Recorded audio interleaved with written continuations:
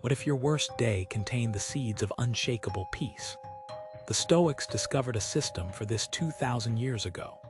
You are constantly bombarded. The news cycle, social media outrage, pressure at work, personal anxieties. It feels like you are a ship tossed in a storm you cannot control. This feeling of being reactive, not proactive, is the core of modern stress. But what if there was an ancient operating system for the mind designed to thrive in chaos? This is Stoicism.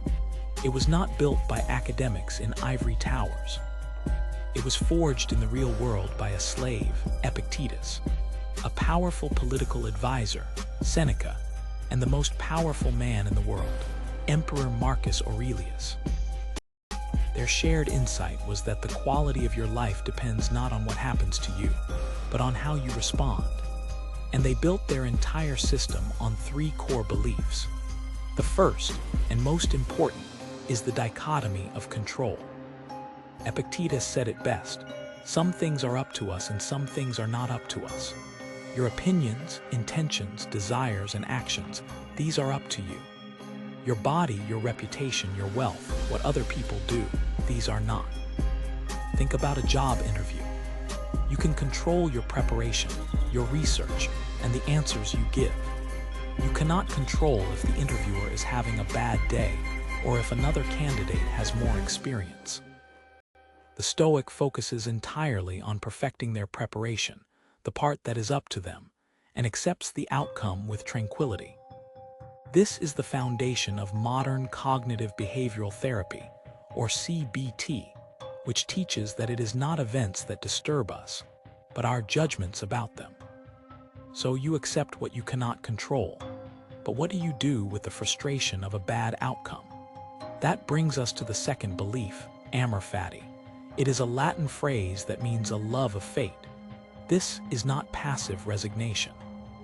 It is an active, enthusiastic embrace of whatever happens, good or bad, as necessary and even desirable. The philosopher Nietzsche, who was deeply influenced by the Stoics, called this the formula for human greatness.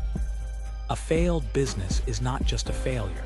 It is the perfect curriculum to teach you what you needed to learn. A sudden illness is not a curse. It is an opportunity to practice courage and appreciate your health. Amor Fati is a kind of mental alchemy. It gives you the power to look at any obstacle and say, "This is what I needed. This will make me stronger." It transforms every piece of your life into fuel. But why do this? What gives this system its urgency? That is the third belief, memento mori. Remember, you will die. The Stoics were not morbid, they were realists. They used the constant awareness of death not to create fear, but to create focus. Marcus Aurelius wrote in his journal, "You could leave life right now." Let that determine what you do and say and think. Remembering that your time is finite is the ultimate filter. It clarifies what truly matters. Will this argument matter on my deathbed? Is scrolling on my phone the best use of this irreplaceable moment? Memento mori strips away the trivial, the petty, and the inauthentic. It forces you to live with intention and appreciate the present. So here is the three-step Stoic framework you can apply today. First, when faced with a problem, apply the filter of the dichotomy of control. Is this truly up to me? If not, practice letting it go.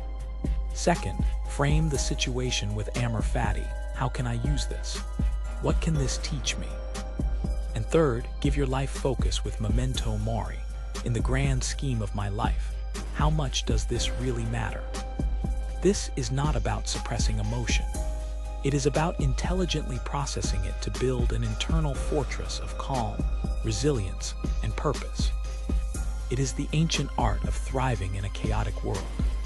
Subscribe for weekly wisdom combining ancient philosophy with modern psychology, practical insights for living with depth and purpose.